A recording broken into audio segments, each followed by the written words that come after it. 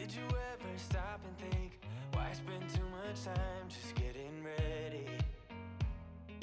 Let me be honest, I don't know a single thing that I haven't done to make you notice me. Let me be real here. When I see you, my heart starts racing, but I don't know if I like this chasing and playing and waiting around. It's a shame that my hands start shaking all of the time when you're around me. But this time, Hey, today's March 12th, 2020. It's not March 12th. What is it? It's March 26th. March 26th. I got to make my notes better. It's Friday of the 5th week of Lent, not the 3rd week of Lent. And you are tuned into Deacons Discussions and Drinks. I don't know what I could say to convince you to hang around when you don't have to. There's so much that I'm still keeping to myself, 'cause you don't listen, babe. But still you got me missing you. When I see you, my heart starts racing, but I don't know if I like this chasing and playing and waiting around. It's a shame that my hands start shaking all of the time when you're around me. But this time. Hey, good evening, everybody. Welcome back to the Corde studio. It's the last Friday in Lent. Hard to believe, isn't it? Woo. It's crazy. Went by fast. It is, but very fast. Of course, some people would argue when I say it's the last Friday in Lent. They'd say, "What about Good Friday?" That's the Tridium, not Lent. By the way, I'm Deacon Tim Stout. I'm Father Lynn. And What the hell, Deacon Dallas? He's missing in Sunshine? action. Yeah, he's You must have given him a lot of tough topic that he freaked out. he. I think that's that's ironic. You say that. I thought that, but I wasn't sure. Maybe he saw the topics and he didn't want to talk about them, which is fine because we can talk about him without him. So Well, he didn't bring any beer. and he didn't bring any beer. That's not good. So we got no beer, just the two of us. Last Friday in Lent, and you know what Fridays in Lent mean? No meat? No meat. And fish fries, right? Last fish fry just is concluded. Kind of slow the last couple of weeks, but it was good to have fish fries and good to have a lot of people out here at Corde. It's.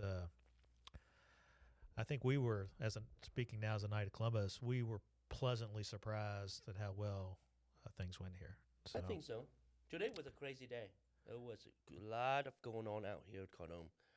Besides fish fry, we have show and children at school, and oh yeah, they did. Did they do the Passion Play here? they did a passion. They're practicing. That's next week. That's next week, Yeah. Friday. Okay. Cut some trees down. Oh, a lot of tree come down. Stump is grinding up. Possibilities some transaction take place with the senior center and us, and other conversation is taking place. So there's a lot of excitement. So, if you want to run a stump grinder, come out this weekend. Is that what you're saying?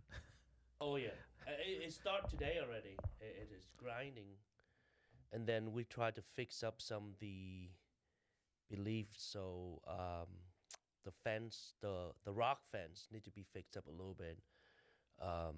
There's a lot going on. Yeah. That was And next week, in the fire department helping tear down one of the buildings, right? the tear down. They use that as their training facility, and so by doing that, they help tear it down. So when that thing come down, and we prepare for the new modular to come in, and we have to fix some of the room up here in Building 3 to accommodate the 6th grade classroom while they have classes. So all of this require a lot of coordination, time precisely, what in, what out, right after the spring break for the kids, which is the Easter week, then the modular will arrive. Okay, right? No.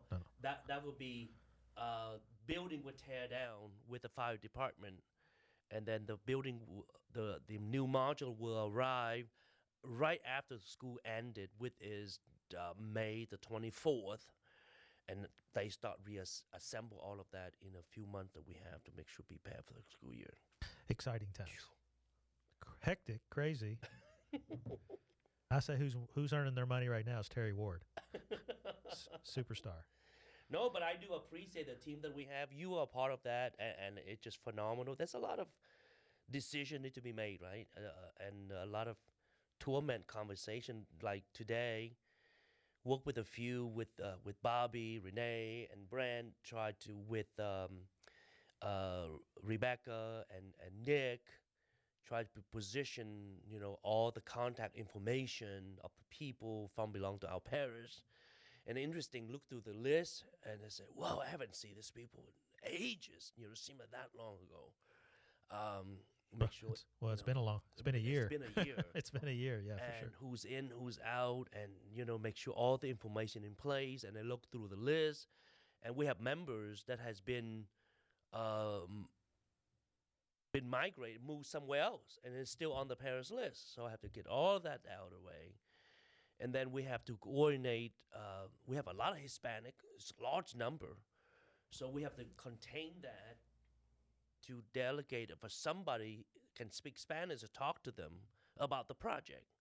I'm working with Steve right now, actually, the video that we made, and we have to convert that into Spanish so people can watch it and understand. So there's a lot, the coordination of all of that. So like I say, I appreciate the team that we have, the passion, the enthusiasm, all of that is a lot of work going into it. And no, I mean, but it's challenging. It's exciting. I mean, keeping track of the parish roles in normal situations, and not in the middle of a global pandemic, it's hard anyway. Because there's a lot of people move around and, move from one parish to another for a variety of reasons, moving, jobs, etc., schools.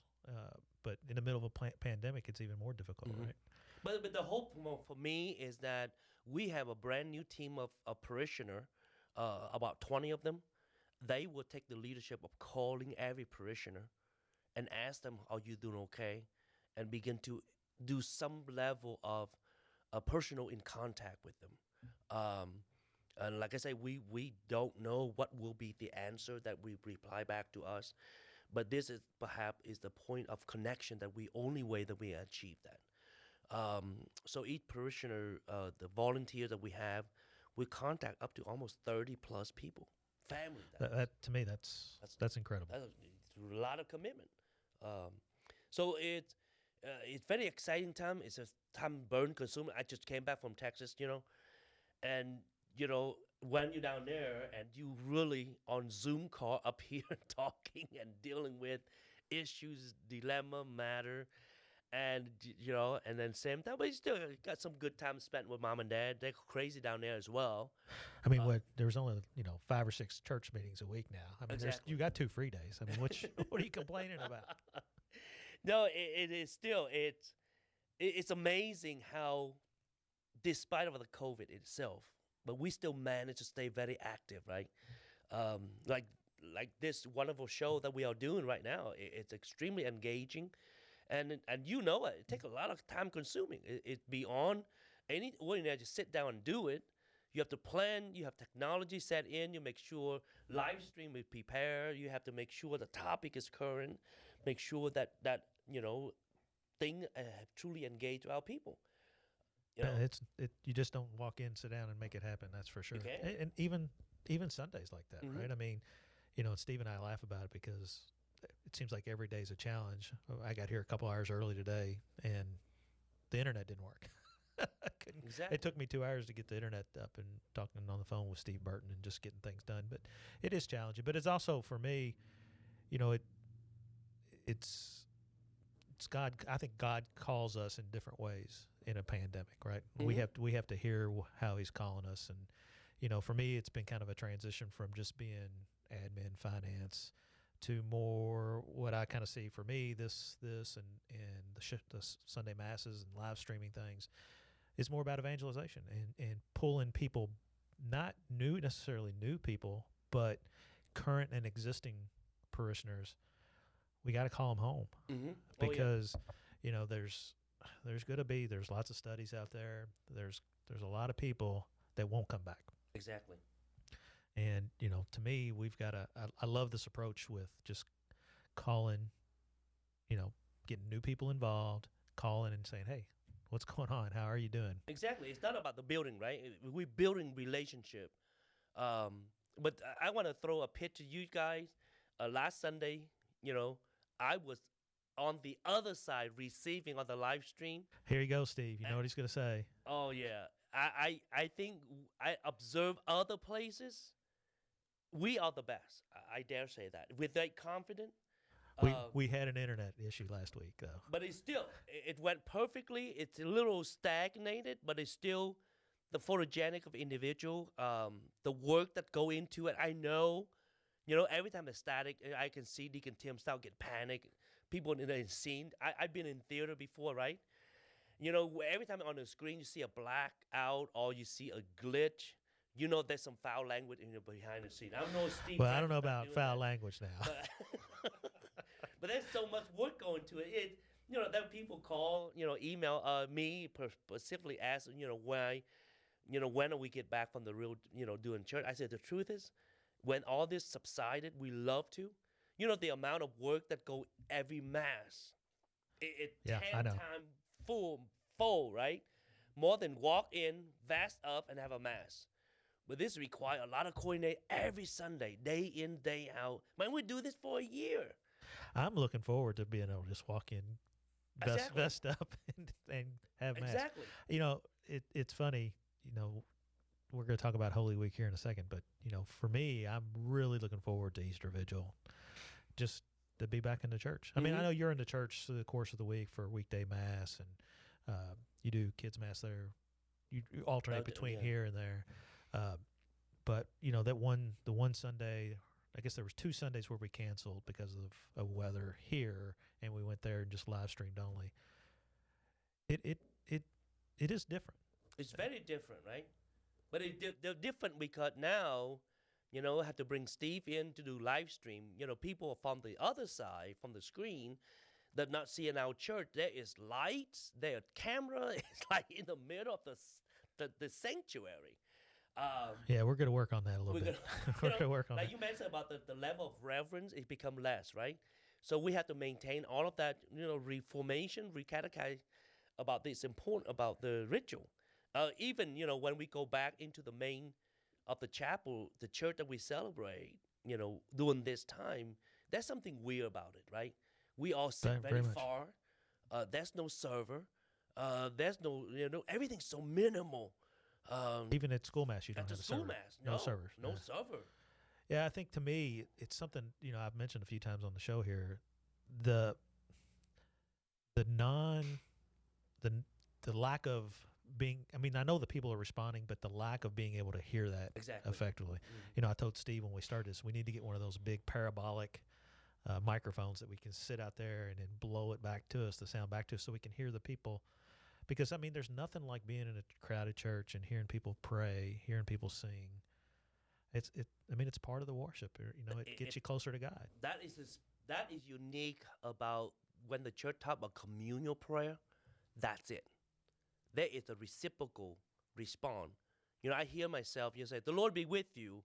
And then I hear myself say, and with your spirit. I'm not supposed to say that. because on the behalf of the people that are unable to be here with us, I have to respond to that. It's like I did the whole mass basically by myself. It's just so well, foreign. And that's, Father Carlos didn't do that. Yeah. Right? And you couldn't hear anything. And, it's kind of like when we're talking about the Passion the Passion coming up for Holy Week for Palm Sunday and then again on Good Friday, the voice would typically be, the crowd would be the crowd. And the crowd is going to be people in the music room. Yeah. So people can hear. So, yeah, we take a lot of things for granted. I think, that the Triduum for me last year was when it all kind of, the wheels all fell off, right? And we were learning what to do. And remember we had, I was talking to Steve because, one of the challenges to live stream the Easter Vigil is going to be dark outside. So Steve doesn't have enough lights to light up outside and inside at the same time. So we had to figure that out. But if you remember last year, we were out there with an iPhone, sitting up on Renee was there up on the porch coming out of the. And we got this little fire here, and we broadcast, and then we told everybody, okay, we're going to stop the broadcast. We're going to switch to a different camera. So we ended the broadcast and we started up again. And we're much better than that, and hopefully we're able to have a better sense of reverence and have. I mean, because the Easter vigils. I mean, it's important. It's important. It's an important part of church life. Let's go ahead and talk about that. We'll work a little bit backwards though. Easter Vigil. How many candidates, and do we have any catechumens? No, we have no catechumen. We might have catechumen with the Hispanic community. It kind of, I've been talking to Lisette about the coordination of that. But from the English, we have two candidates, really strong candidates. One gentleman, both are military. One, I did a wedding for him. And some huge conversion, he want to come back. He fly Apache, I believe. Great, two wonderful gentlemen we have. And then we have a few young confirmation that the family that was with us is leaving, and they in confirmation class, so they want to go ahead and receive confirmation before they leave our parish. From the Hispanic, we have about 6 or 7 potential in working with, and now we meet with them Sunday to make sure everything is in place or not, or to wait or not. So we'll have a pretty full church then. Pretty full, just a family alone, and the cantor and the readers. We should have a full capacity, hopefully, within the maintain about 35-ish people that we should allow to be in it, So let's start with just talking a little bit about Holy Week. Sundays kicks off Holy Week with Palm Sunday. Steve says it's going to rain. I don't think he's. I think he's. It need to be rain, right? Because it's part of the blessing. We have to bless palm, right? We do have to bless the palms. So we will have to bring palm out. So it's wonderful, right? It's why we begin with Palm Sunday. Is the triumphant Jesus enter into Jerusalem to face his death. That is the beginning of his offering sacrifice of himself totally to the eternal Father. And so how important it is to enter with great solemnity of that celebration. And then we usher into the Holy Week itself, right? With great diligent solemnity, anticipation. But the big one, of course, the Triduum that we celebrate with the Holy Thursday. Actually, Tuesday, we have a Chrism Mass, right? The whole Mass with oil with the bishop. Are you going? I'm going. Did you RSVP? Yes, I did. I don't want to get in trouble. Well, I RSVP no. I wanted to make sure somebody else had a shot. Because they're not, everybody that wanted to go probably is not going to get to go. At least on the deacon side. I don't know on the priest side. I guess it's not an issue. Well, the priest side is it's those who can go should go, and those who at age or have not been vaccinated encouraged not to go. Okay. Right. So I gave my seat up to somebody else. So gonna be interesting. Like I say, it's a step up. I get improvement since COVID, right? Because the last Holy Oil Mass, nobody can come. It was celebrated by himself, right? By himself. That's it. And so this one actually opened up a little bit. So, we do actually see a glimpse of good light, and that Mass is so important, right? Absolutely. The great oil that we receive, that became the oil we ourselves, we process, bring to our community on Holy Thursday.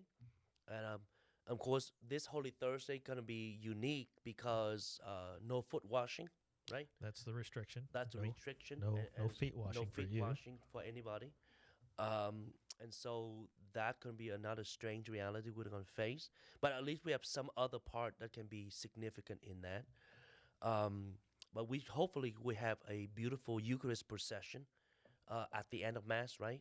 When we move Jesus to a reserved tabernacle, that we have some time to adore, assume that he already died and went into the tomb to prepare for Good Friday. And that's going to happen here at Cardome, and the procession's going to be from the front of Cardome to Right. the what used to be called the The it's called the Parish Hall now. Paris Hall is a is that what do you call that place? No longer is it, Something to do with the school, right? Not the new school, but the sister school. I can't remember Yeah. what they used to call it. It's a playhouse they call it. That's I not. remember some of them that- told me that. Well, we're going to get in trouble for not knowing the name of it. So the idea is that we have to be careful in this procession too, right? So the Blessed Sacrament we present to the entrance, and there will be an altar there, a temporary altar, when we do a lot of reverent incense singing right there. And after that, the tabernacle, the Blessed Sacrament will transfer inside the Parish Hall. There will be a temporary tabernacle sitting there, and people can sign up to adore Jesus until 11 o'clock before we close out, okay? And then we move to Good Friday, right? And Good Friday will be out here too. The only thing I want to push, we do this year, like in the past, unlike last year, we canceled that. There will be a community Good Friday service. Can be at the David campground. So whether we a service right there for the entire Scott County to coming over, bring a chair, bring a lawn chair, bring an umbrella if it's rain. What day is that? It's on Good Friday at noon. Can be a short prayer for, Scott County, Georgetown community. All churches come together for that. But for ourselves, we will have a live Station of the Cross, right? At 5:30 begins at the Yuko Inn, right? Gonna be a live presentation. So if folks have not been experiencing this, it's very wonderful. It's hosted by the Hispanic community. In their tradition, live Station of the Cross is a big thing. So 2 years ago was the first time I witnessed that. They've done it for a few years, Yes. but they process from the courthouse up to the church. To the church. So this Friday, we will process from Yuko Uno over to the front Of the church. of Cardome. Mm-hmm. So there will be combination of English and Spanish language. There will be each station. There will be kind of a commentary of that station in English, and the Spanish language will carry the rest of the story. We see Jesus carried the cross. There will be screaming and yelling. All the live presentation of this beautiful Station of the Cross is taking place. One of the things that struck me the last time this happened on Main Street was people in their cars stopping Yes. to see what was going on. Mhm. I mean, we won't get that here, but it's still a very, very powerful, emotional, not ritual, but Mhm. remembrance of what's going on. Remembrance. Of what's going on. But I think it's beautiful. I think for this time, we kind of not public side for the public, but more we want our parishioner. It's not a Hispanic thing, right? It's for Francis and John foremost to come out to use this wonderful opportunity to literally journey with Christ to the tomb. That's how he have done for us. And so we are invited of Good Friday to participate in that until we make our way to the front, and then we have a ritual celebration of Good Friday right after that. So 5:30 starts the procession. Yes. Is that right? Okay. 5:30 Thursday. That's Mass. Mass. Without the foot washing. We're hoping it doesn't rain. We'll have incense. We haven't had incense. Have an incense. There you go. See? Somebody get Father A-Rock on the line. We'll have incense, which will be good. We'll have incense Thursday. No incense Friday, right? Right. Just Passion, Veneration of the Cross. Talk about how that's going to be a little bit different, right? Yeah, because the like I said, is the social distraction, restriction. So we are not gonna kiss the cross ourselves, each person, but we have a gesture of reverence, either genuflect or bow to the cross as we approach the cross each personally, and so that can be a way to pay a reverence to the cross that Jesus Himself was hung on. That would be that part. Are we going to process upward with the cross like we Yes. do? Yes, we will. I heard that the big cross was missing in action. We might actually have to use a little one. No, the big cross has been found. Trust me. And Deacon Tim gonna be carrying in the middle of that. Not Deacon John, right? Not Deacon John, no. I think it'll be nice. I think with this kind of celebration being outdoor, it brings about the magnitude. I remember when I was in the Via de Cruce on the street of Jerusalem and walking the stationary cross of Jesus. You remember, he walked on that same track, right? And the market was there, the people was there, and you walk in the midst of all of that, and you saw a little piece of rock and say the fifth station, the third station, and you stayed and you prayed together in small group. You talk about the chilling, but out here, I think the same way, in the midst of the outdoor, that's what a station of cross meant to be. No, and it should. The weather looks like it's going to be Good Friday if you can be good on a forecast this far out. I'm hoping that it is because Yes, I think so. That's the longest kind of outdoor, different from Mass, obviously. So there's some procession. There's the cross that'll be there. It'll be a lot different than a Mass Yes. typically is. So I'm hoping that will be good weather, and I'm hoping Sunday will be good weather. This Sunday might be a little bit of rain. But we're used to that. Easter Sunday, I'm hoping that there will be sun. Yes, it will be sun. And, yes. And good for everything. And this Sunday, definitely, we like I say, this year we're going to push for it. With, of course, consciously of social distance and all that, we're going to do egg hunting. The youth, the confirmation class, will have, egg hunting.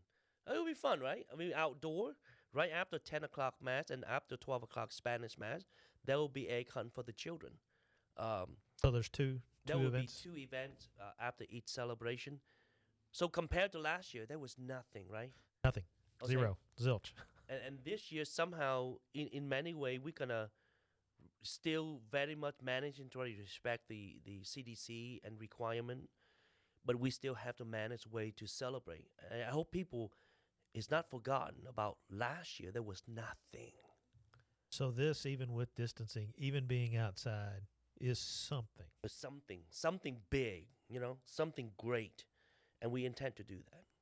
Yeah, I'm excited about it, and I hope all of our parishioners are excited about it. And if you've been away, if you've been only watching on live stream, we're probably not going to live stream. Steve and I were talking about this before. We probably won't be live streaming Thursday and Friday, even though he says we might be able to do it Thursday and Friday. We will be Saturday and we will be Sunday. You can obviously join that way, but if you can't, come out to Corde. I think so. I will push this coming Sunday. I will talk on via Facebook and everybody else to really want everyone. If you have already been vaccinated, come out. If you feel a little bit unsafe, trust in God and come out, because I guarantee you how safe we've been doing this, and extremely safe in every matter, and none of us really take this thing for light or underestimate either political matter or not. It's about the requirement CDC, and we comply to that, and we have done extremely well. And so I really encourage everybody to have a leap of faith and courage to come out, celebrate Easter together as a community. Yeah, I think a lot of people can be set in their ways, and I'm okay with that.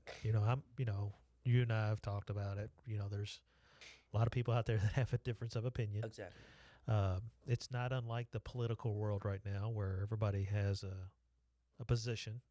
The church sits in the middle. Correct. Mm-hmm. And even in a case where we talk about, social distancing, whatever your thoughts are on it, social distancing, wearing a mask, all those things, the church sits in the middle, and we want people to be safe, right? But also, we're not like a non-denominational Christian church or a Baptist church, or we're the Catholic Church, and it does mean something different in person, what we're witnessing and what we're a part of. And Easter is the best time to come back. But today I hear a piece of news, 2 places, one in New York, I believe, the restriction still to maintain less, and the the judge have to pass the law to say no. They are essential place, like everybody else who maintain 40+%. The church should allow to have 40+%. Okay, and in Philippines, and the president was trying to restrict more, and people push back. I saw that. They push back. It's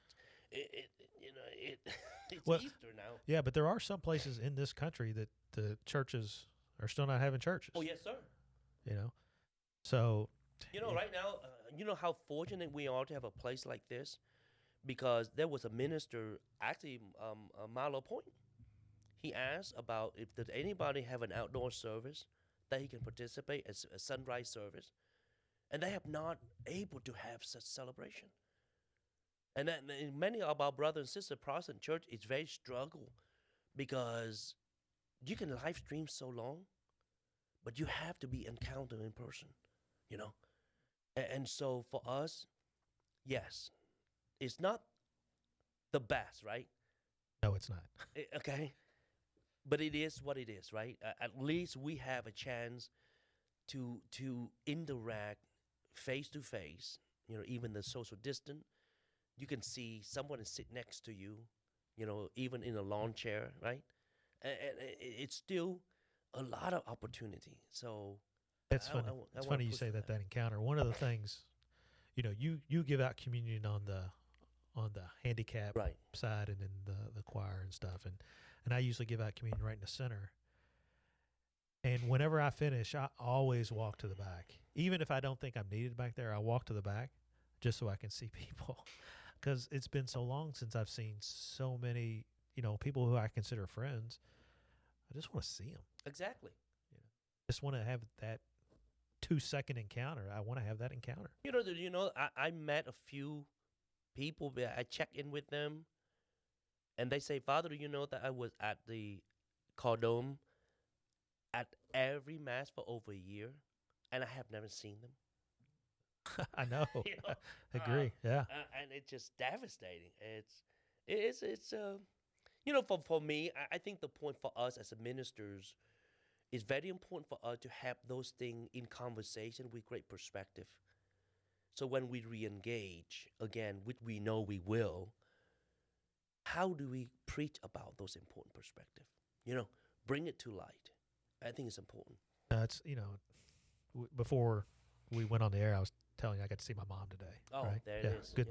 Good story. First time I've seen her, she was at the hospital, so I got to see her for a brief period of time. But really, today was the first time I got to go see her, sit down with her. It was only for 30 minutes. And here's a woman who's been in her assisted living facility for a year, and the only people she's really interacting with in person are her caregivers, and Which is two. just two, Two a people. nurse and a nurse assistant, CNA. And the one thing she wants to tell me when I get there is how blessed she is. How God has blessed her. And I'm sitting there and I'm and on the way over there, I'm thinking about, how crazy this is, how upset I am that I can't just go get her and bring her home, or I can't go visit her anytime I want to. And then I think about, I'm thinking about Holy Week, and I'm thinking about how crazy that's going to be, and how everything's been taken away, changed, modified, and it's a pain, and how frustrated I am. And I walk into my mom, who's really had everything taken away, and she talks about how blessed she is. Slap in the face, yes. Well, it's humbling, It's very humbling, yeah. but I think it's a lesson for all of us that no matter how bad or how much we disagree, we still have our faith, Mm-hmm. and that God doesn't give us more than we can handle. We've heard that said a lot, but He's also accompanying us on this journey. And as long as we keep our faith and we don't lose our faith, if we don't walk away, we don't turn our backs on God. You can turn your back on me or you because you don't like something we said or we did or whatever, but don't turn your back on God. That's it. Exactly. In the midst of all this great pandemic, of course, I have to bring up the year of St. Joseph, right? We Good celebrate segue. that fellow right now. And it's amazing. Can Steve get a shot of that?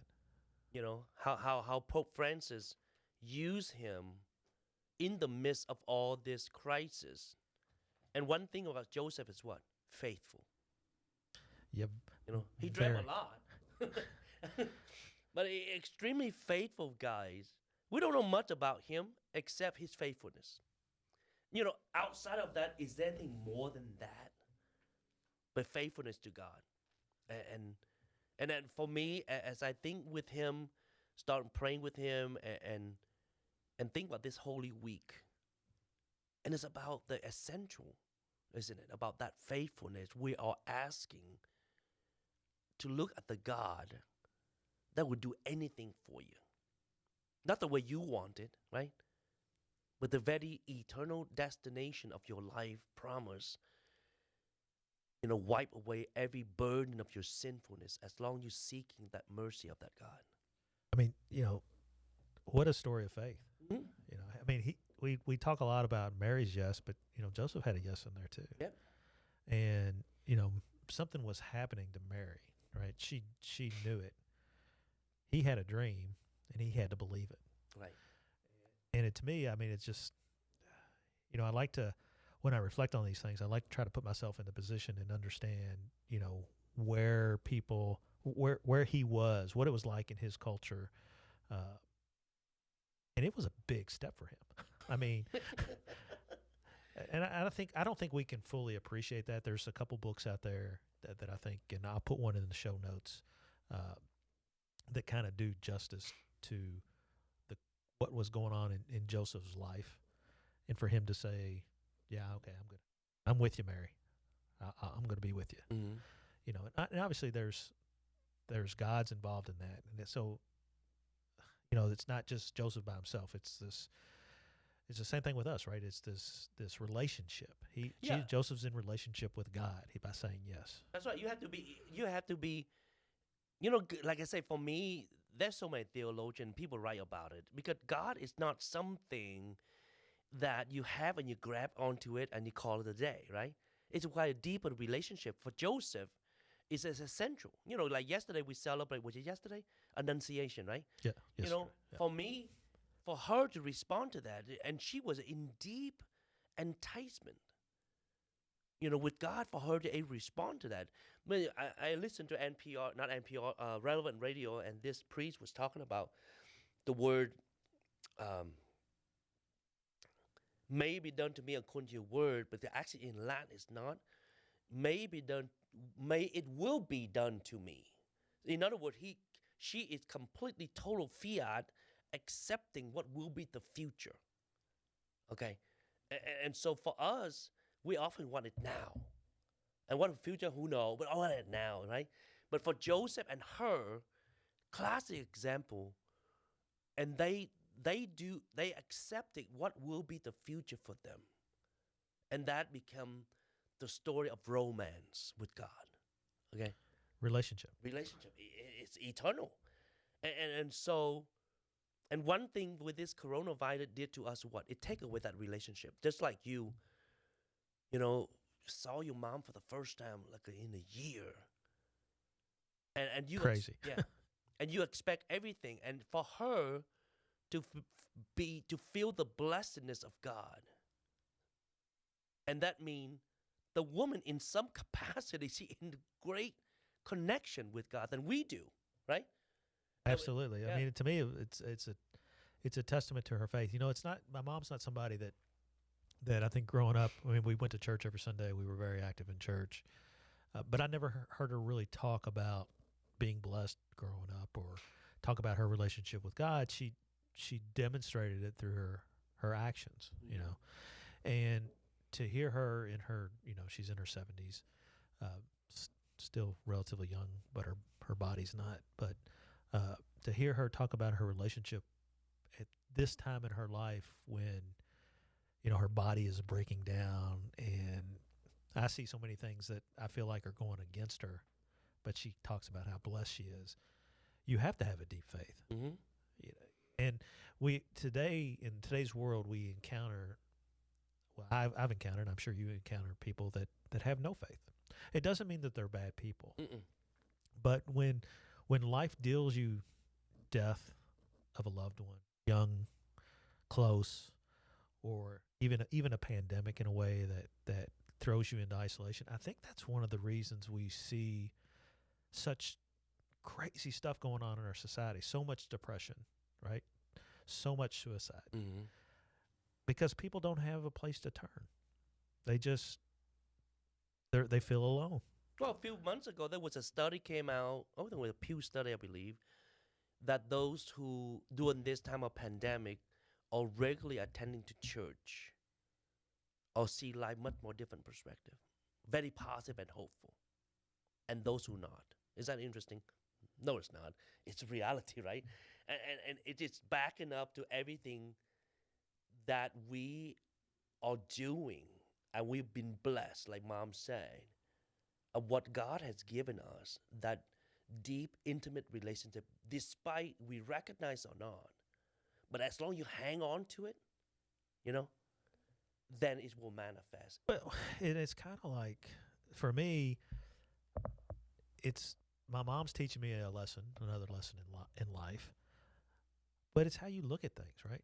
I mean, if you look at something and you look for the negative, which is when I'm thinking about what she's experienced, I focus on the negative because I'm a fixer, right? Right. Mm-hmm. I want to fix stuff, and I can't fix it. It's totally outside of my control. It's not anything that I could ever possibly do, and so not being able to fix it, I get frustrated, and it just it's hard in this culture today. It's hard to accept those things, right? We want things our way. Right. And we look, when we're not able to control things, we look at things and we look at how bad they are because they're out of our control and we can't fix them, or we can't go to church, Saturday at 5:00. We can't do that anymore. And we get frustrated because of that. And if we look for the negative things, if we look for those things, we will find them. Mm-hmm. They are all around us. But if we look to the goodness of God, we look to the love that He's just pouring out to us, we find goodness. Mm-hmm. But so many people in today's world, so many people in our culture don't want to look for those things. And I think that, ironically, I think that stems from politics, to be honest with you. I think that, I saw something this week that talked about, actually it was a documentary. I was watching a documentary on Billie Eilish. Do you know who she is? She's a singer. And, her mom was talking about how her music is sometimes is said to be kind of depressing. And her mom was talking about that there's a lot of teenagers that are depressed. And she said, this generation gets a bad rep because people say, oh, they're soft. They don't have anything to be depressed about. But then when you think about, and I'm not talking about a relationship with God, I'm just talking about in culture in general. You think about a pandemic. You think about the political environment. You think about what people think about the environment itself, whether we're destroying it or not, whether you believe it or not, that's what they're hearing, right? And you just roll up all these stuff in their lives, and they're in isolation, and they're not going to school, and they're not seeing their friends, and they're not having proms, they're not playing sports. It's pretty easy to be depressed. That's nothing but depression, right? And That's no hope. And if you don't have hope, if you don't have faith, what do you have? Yourself. And it is so true. It is so true. But you were talking about St. Joseph. I guess he proclaimed that at the end of last year, right? In his apostolic exhortation. Actually, I do have that here. It's called Patris, Corde. Did I say that right? Mm-hmm. With a Father's Heart. It's available online at the Vatican's website. I'm sure you can Google search that and find a PDF. Great source of information on what Pope Francis is calling us to for this year. Another good source. I held this magazine up earlier. This is from the Knights of Columbus. This is the Columbia magazine. Everything you want to know about St. Joseph is in this magazine. Everything. There's a lot of information in here. And it gives a couple prayers. How many prayers do you think there are, different prayers to St. Joseph? That's way too many. It would fascinate me. One of the things I did in Texas was try to find out how many prayers there are, and I haven't stopped. So I'm about to contact the Sisters of St. Joseph, which ran the nursing home at Versailles, tailor manner, and I'll call them and say, "Could you identify all these prayers?" This one's a pretty good one. This was a short one. I know James Drummond, who I know listens every once in a while. He's wanting us to change the prayer to St. Joseph that historically that we've prayed, because I think at the end it just talks about a happy death, right? Yeah. Which I kind of like. In the end, it's about that, James. It's about a happy death. This one doesn't say that. We did start this prayer to St. Joseph this past Sunday, right? So we're going to continue that. Mm-hmm. We've kind of gotten out of practice because of COVID and different things. So, yeah, I wonder if are we publishing that so people can pray along with us? I think we should. Yeah. And most of people remember it. I see people comment how wonderful that we brought it back, and how much they missed it. Huh? And it's true.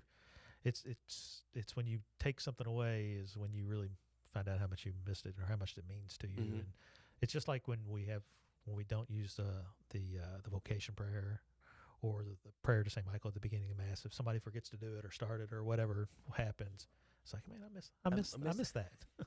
I miss that. So you just got back from Texas, seeing Mom and Dad. Uh-huh.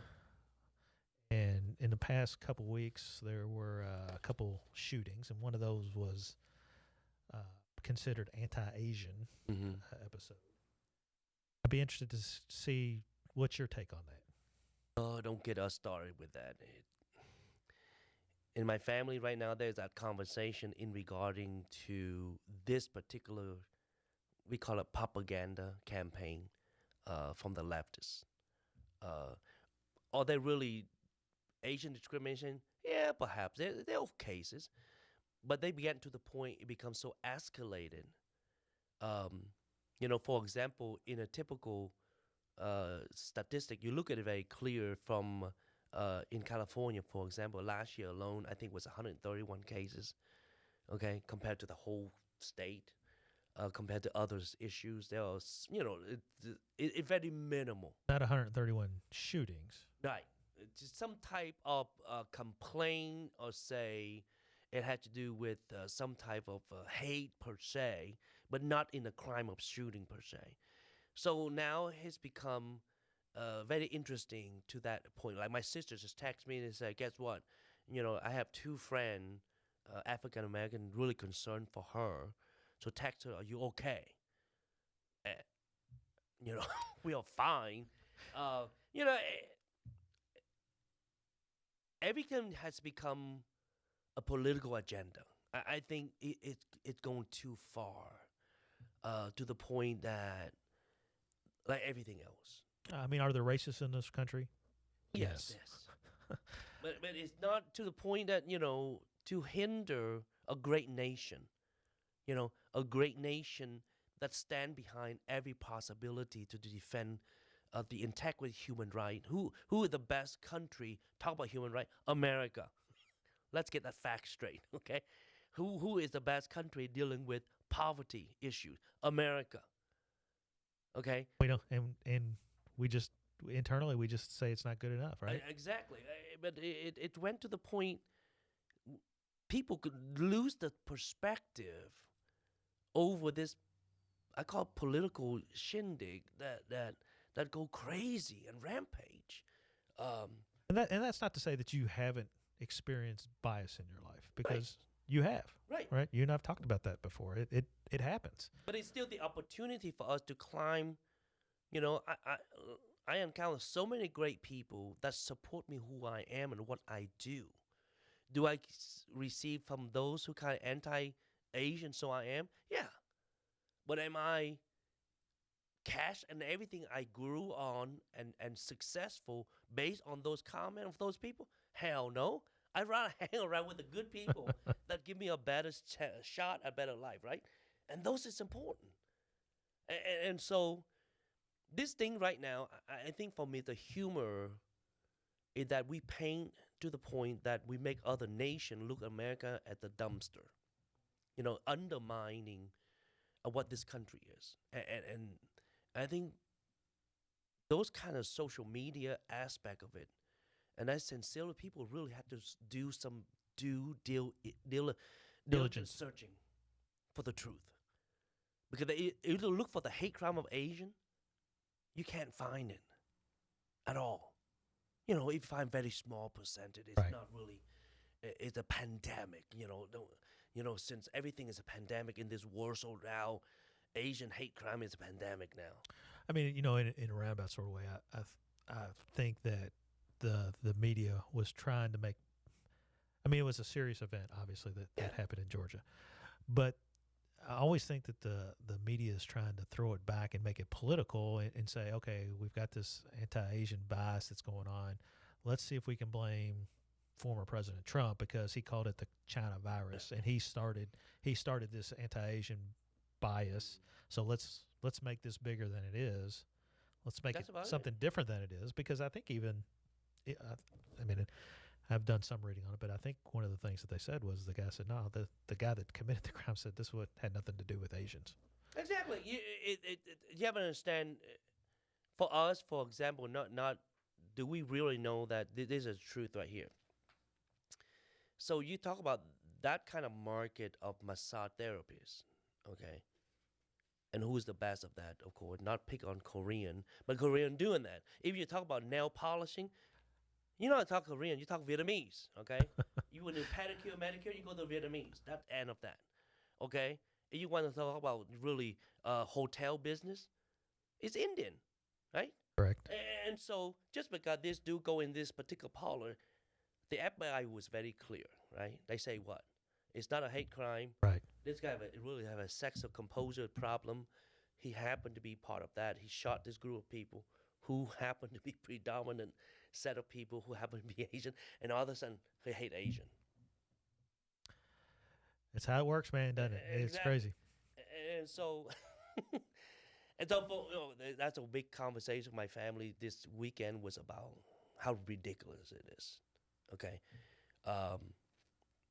how we became. There was an article we turned into the puppet show. Okay, we call it the Asian sentimental, whatever they call it. And your mom and dad, your brothers and sister, they live in a predominantly Vietnamese community, correct? Mm-hmm. Correct. I mean, they're not isolated. They're not isolated. They're very integrated in political, society. They work very diligently in the healthcare. They deal in technology. They involve across all my nieces and nephew. I don't think they ever experienced any type of discrimination on their part, the niece and nephew, that is. And your brother was a county commissioner, right? So. He right now he worked for his title is the deputy, grand deputy, I guess, for the state representative, federal representative, and so this kind of thing is unfortunately had been catch on with everything else, with and everything kind of feeling aspect. So why they drag Asian into this? Probably Asian is it would kind of need to be stirred up a little, I guess. We've been very quiet out there since the China virus, whatever the President Trump said, and so let's catch on to it. But you don't feel threatened. I mean, if you felt threatened, you do something about it. Exactly. You change where you live or community or whatever. You have enough education and venue to do what it takes to defend yourself, right? And so that is essential. Yeah, I think we do what we need to do to protect ourselves, our families, whatever. I mean, there's, I'm a Caucasian. I will never experience that type of racial injustice that does exist in this world. I'm not saying neither one of us saying it doesn't exist, because it does exist, but we as a culture don't do anything positive by calling something anti-Asian bias when that's really not what's happening in that particular case. Yeah, they look to paint a lot of things. For me, there is a thing, like you guys Caucasian have to be concerned too, is that we call reverse discrimination. In other words, you haven't done anything wrong, just happen to be white, so therefore you are a fascist, you're a white supremacist. Okay, let's be fair on that, okay? Tim is a good guy. He's not. You know what I'm saying?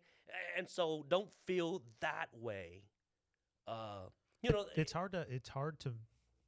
It's uncomfortable now to make those statements. You know. it turned too much into this whole level of exerting sensitivity to the point that we not need to deal with it. It's just ridiculous. And so I think feeling is become a driven than logic and fact. No, we've lost track of facts. Completely. There's no doubt about we that. no longer be realists. Okay. And so everything functions based on this feeling. And so in my family, I told you before, we have one of my niece, God love her, and she's the only one, and she become extremely on this level of sensitivity, graduate from University of Texas in Austin.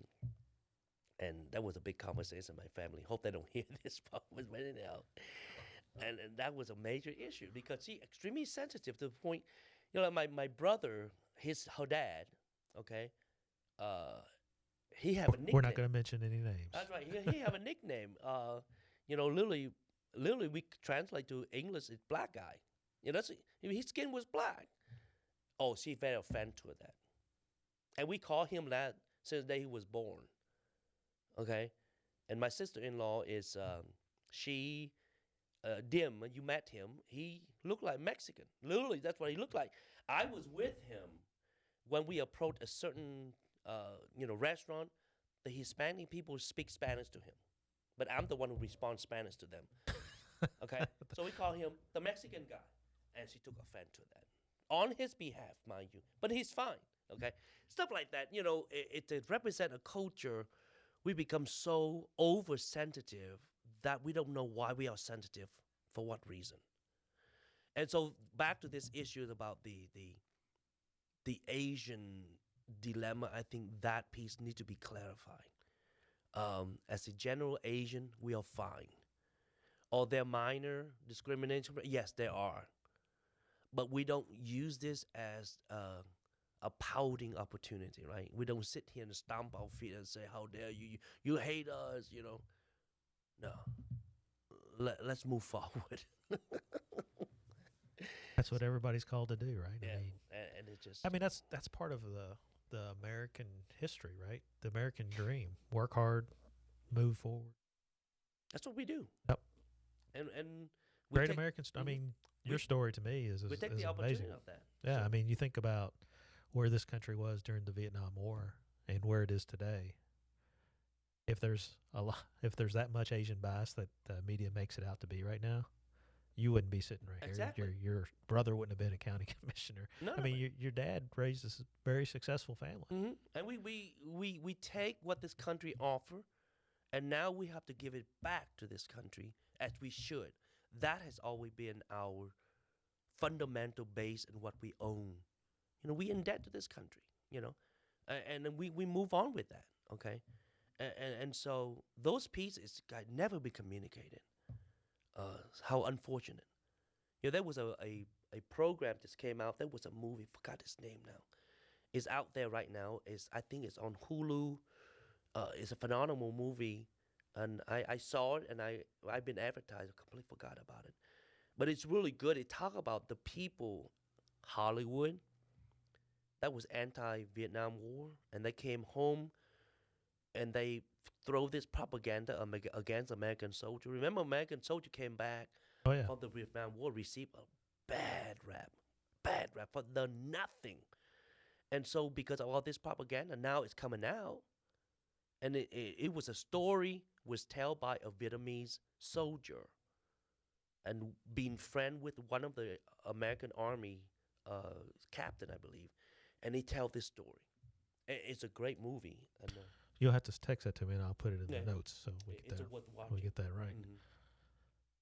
But back to this anti-Asian bias in U.S. is again it's become a major propaganda. I'm speaking as an Asian myself. It extremely against what American is about. It is not the integrity of what it is. Okay. I appreciate your comments on that. I know hopefully the listeners appreciate it too. I think sometimes we get frustrated, but hearing from you, I mean, I've got, you and I have a good relationship. I trust I trust that you're telling me what you've experienced. You're not making it up because of your political leanings, whether you lean left or right, it doesn't matter. I mean, you're talking about what you and your family and your friends have experienced. Yeah. Truly. If you live true to the integrity what you meant to live, courtesy, respect. One thing I teach my kids here at St. John, 2 words I'll remember: thank you and I'm sorry. If you use that truthful, it doesn't matter what race you are, what color you are, you come out all right. I guarantee you that. I agree. I agree. Hey, man, so many topics that we didn't get to. Man, I had a whole list of things because I was worried it was just going to be me and you. We're not going to get to all these stuff, and probably good that we don't because some of these things are kind of controversial. Nothing controversial. Life is always controversial. That's why we celebrate Holy Week, right? Yeah. Quite controversial. Yeah. We'll save some of these topics for next time. Let's go to Steve. You ready for Saint of the Day over there? Because I'm ready. Saint of the Day is Saint Catherine of Genoa. I hope I got the audio connected with the right slides. Here we go. This is Franciscan Media's Saint of the Day for March 26th. Today we celebrate Saint Catherine of Genoa. A deep conversion experience while in the confessional marked a new beginning for Catherine of Genoa, something she badly needed. Born into a noble family, Catherine was married at age 16 to Julian, who turned out to be self-centered and unfaithful. For a time, Catherine tried to numb her disappointment with selfish pleasure, but one day in confession, Catherine received a new sense of her sinfulness and how much God loved her. For the next 25 years, she immersed herself in good works, as well as prayer and fasting. By reforming her own life, Catherine gave good example to Julian, who experienced his own conversion. Just as the pair were beginning to move in a new direction, they learned that Julian's spending sprees had ruined them financially. Husband and wife moved into a large hospital in Genoa, where they dedicated themselves to charity. Catherine focused on working as a nurse and administrator, heroically ministering to many during the deadly epidemic of 1493 that killed 80% of the city's population. Catherine died in 1510 and was canonized in 1737. There's more about the saints along with inspiration and Catholic resources at our website, saintoftheday.org. From Franciscan Media, this has been Saint of the Day. St. Catherine of Genoa. 83% pandemic death. That's a little bit higher than what we were experiencing. Just a little bit higher, right? You always have to have things in perspective. Yeah, perspective. Hey, our next show is April 9th. That's 2 weeks from tonight. And our guests are going to be Barbara and Eric Conklin. They're not new parishioners. It's hard to say for me what's new parishioner anymore because we've been not seeing parishioners for a year, but they've been around a couple years, right? Yeah, a couple years. And great couple. They're spearheading the start of a new marriage ministry here. I guess you kind of gave the blessing to do that prior to COVID. It started to get taken off, and then COVID hit, and they're firing it back up here. And Kelly and I actually went to a meeting last week. I think it was last week. I'm excited about it, and we're going to talk about it next week. And we're going to be out of the studio. We're going to be live at. I always have trouble with the name of this place. Slante. It's a pub. So, and we're going to be in the upper room. What a great place for some Catholics to meet, in the upper room. I'm excited. You excited? Very much. The upper room was the place where they offer mass for Scott County. First time. When the traveling priest would stop by Scott County to do the ministry of the family, he stayed at that place where is the Slante right now, and he had mass on the upper room. And we blessed that place. Yeah, I met with Steve, and I met with Ashley this morning. Matt and Ashley Nunner are the owners there at Slante, and she told me you came up and blessed it. Mm-hmm. So I think they're excited to have us. We've had a couple other events there, but Dallas will He won't have to bring beer next week.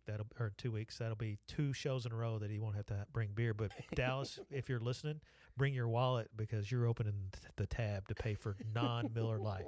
I don't think they serve Miller Lite there. So should be fun. It's a good way. We'll be in the middle of the Easter season and really hear a lot about the marriage ministry, which I think is going to be exciting. Yes, it is. Got a lot of new people involved in that organization too. So excited about that. So, hey, if you had a question tonight and we didn't get to it because Dallas isn't here, he's the guy that monitors Facebook.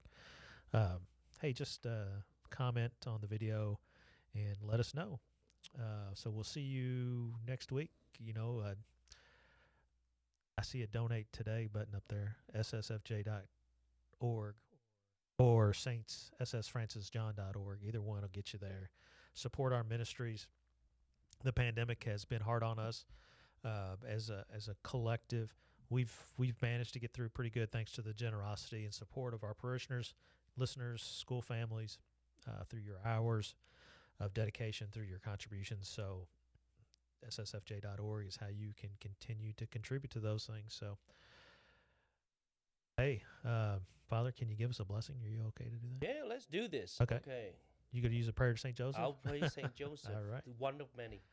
Glorious Patriarch St. Joseph, whose power makes the impossible possible, come to our aid in this time of anguish and difficulty.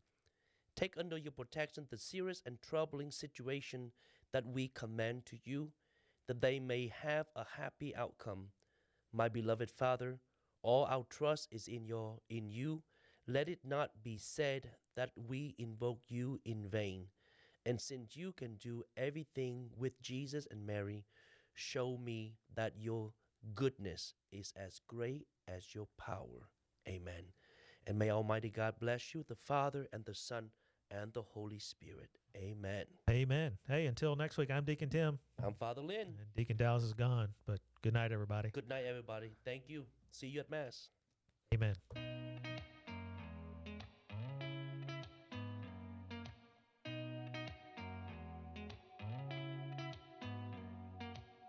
Did you ever stop and think, why spend too much time just getting ready? Let me be honest, I don't know one single thing that I haven't done to make you notice me. Let me be real here. When I see you, my heart starts racing, but I don't know if I like this chasing.